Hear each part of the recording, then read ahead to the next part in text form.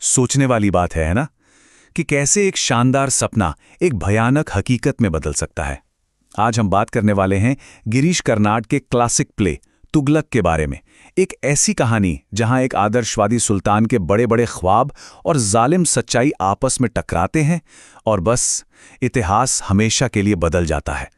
तो सवाल यही है, दिल्ली के तख्त पर बैठने वाला सबसे सबसे ज्यादा इंटेलिजेंट बादशाह आखिर पागल बादशाह कैसे बन गया? यही तो सबसे बड़ा पैराडॉक्स है ना? और इसी गुत्थी को सुलझाने की कोशिश करता है ये नाटक।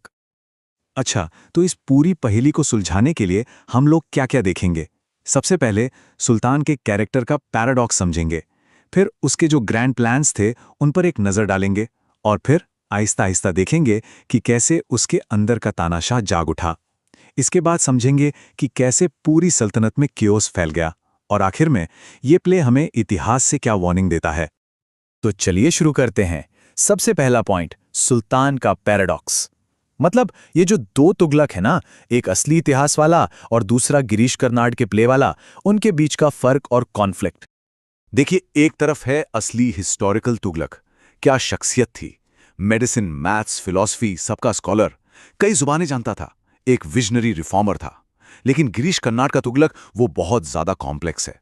एक ऐसा इंसान जो, जरा सोचिए, एक ही टाइम पर मेहरबान भी है और जालिम भी, दीन में पक्का ईमान रखता है लेकिन कहीं ना कहीं ईश्वर विहीन भी लगता है।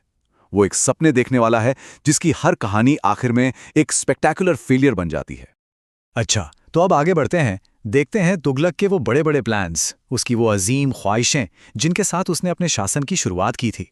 उसका सपना था एक आइडियल किंगडम बनाने का। प्ले में तुगलक कहता है, ये क्षण उज्जवल हो और अधिक न्याय, समानता, प्रगति और शांति की ओर हमारे मार्ग को रोशन करे। केवल शांति ही नहीं, बल्कि एक अधिक उद्देश्यपूर्ण जीवन। देखिए, इन शब्दों में कितना गहरा आइडियलिज्म है। वो अपनी प्रजा के लिए सिर्फ अमन चैन नहीं चाहता था, बल्कि एक बेटर लाइफ, एक मीनिंगफुल लाइफ का सपना देख रहा था। ये सोच किसी रूलर की नहीं, एक विजनरी की है। और इस सपने को सच करने के लिए उसने 3 बहुत बड़े और उस जमाने के हिसाब से मतलब बिल्कुल रेवोल्यूशनरी कदम उठाए। पहला, हिंदू मुस्लिम एकता के लिए जजिया टैक्स खत्म कर दिया। सोचो। दूसरा, कैपिटल को दिल्ली से दौलताबाद शिफ्ट किया। आइडिया यह था कि नॉर्थ और साउथ इंडिया को जोड़ा जाए। और तीसरा और सबसे अहम, टोकन करेंसी शुरू की, पीतल और तांबे के सिक्के जिनकी कीमत सोने चांदी के बराबर थी। एकदम गेम चेंजिंग आइडिया था ये। लेकिन हर बड़े सपने के साथ एक लेकिन जुड़ा होता है।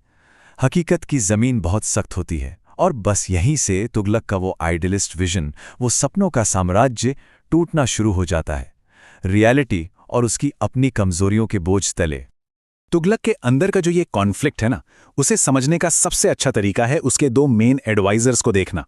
एक तरफ है बर्नी, एक ईमानदार हिस्टोरियन जो उसके ज़मीर की आवाज़ है, उसकी कॉन्शियंस। और दूसरी तरफ है नजीब, एक चालाक कनिंग पॉलिटिशियन जो तुगलक के मैनिपुलेटिव दिमाग का हिस्सा है। समझ लीजिए, एक गुड एंजल है तो दूसरा बैड एंजल, और इन दोनों के बीच तुगलक फंसा हुआ है।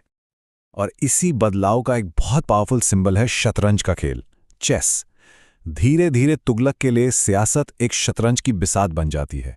वो अपने दुश्मनों को इंसान नहीं, सिर्फ मोहरे समझने लगता है। ऐसे मोहरे जिन्हें मैनिपुलेट किया जा सकता है, जिनकी चालें चली जा सकती हैं, और ज़रूरत पड़ने पर उन्हें कुर्बान भी किया जा सकता है।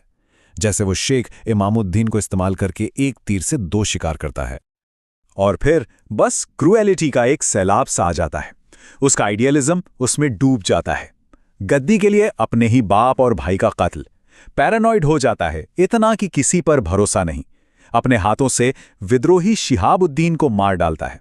और वो फाइनल ब्लो तब लगता है जब नमाज के वक्त उस पर कातिलाना हमला होता है। उस दिन उसके अंदर का इंसान मर जाता है और एक बेरहम, बदला लेने वाला तुगलक पैदा होता है। अच्छा, अब आते हैं इस प्ले के एक बहुत ही इंपॉर्टेंट सबप्लॉट पर। एक कैरेक्टर है जिसका नाम है अजीज। ये अजीज एक धोखेबाज है, एक कॉनमैन। लेकिन वो सिर्फ एक कैरेक्टर नहीं है, वो तुगलक का आईना है, उसके डार्क साइड का, उसके स्याह पक्ष का।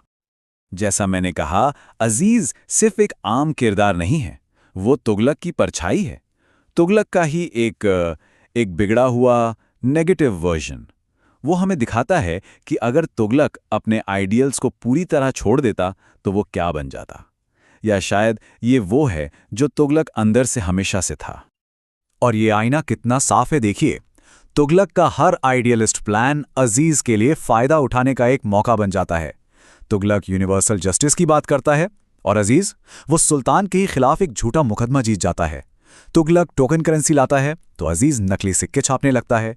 तुगलक हिंदू मुस्लिम एकता चाहता है और अजीज लोगों को लूटता है। ये प्ले का एक बहुत कड़वा सच है।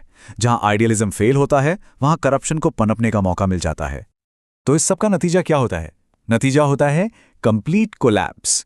तुगलक की फेल हुई पॉलिसीज, उसकी बढ़ती हुई क्रूएलिटी, इस सब के बाद उसका पूरा साम्राज्य, उसकी सल्तनत केओस में डूब जाती है। इस कोलैप्स का एक और पावरफुल सिंबल है गुलाब का बाग। तुगलक ने सोचा था कि वो एक खूबसूरत सा रोज गार्डन बनवाएगा, पोएट्री से इंस्पायर्ड, एक ऐसी जगह जो उसके सपनों की तरह खूबसूरत हो। लेकिन होता क्या है, वो बाग बन जाता है उसकी बेकार नकली करेंसी का कूड़ेदान, उसके टूटे हुए मुरझाए हुए सपनों का कब्रिस्तान। और फिर वो अपना आखिरी और सबसे डिस्ट्रक्टिव कदम उठाता है, अपने ही राज्य में 5 साल के लिए नमाज पर पाबंदी। सोचिए, एक सुल्तान जो दीन की बात करता था वो ही नमाज पर बैन लगा देता है।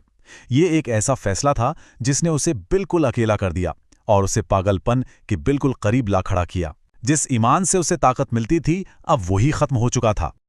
तो आखिर में ये प्ले हमें क्या बताता है? इसकी रेलेवेंस आज भी क्यों है? क्योंकि ये सिर्फ एक हिस्टोरिकल स्टोरी नहीं है, ये एक पावरफुल पॉलिटिकल एलेगरी भी है।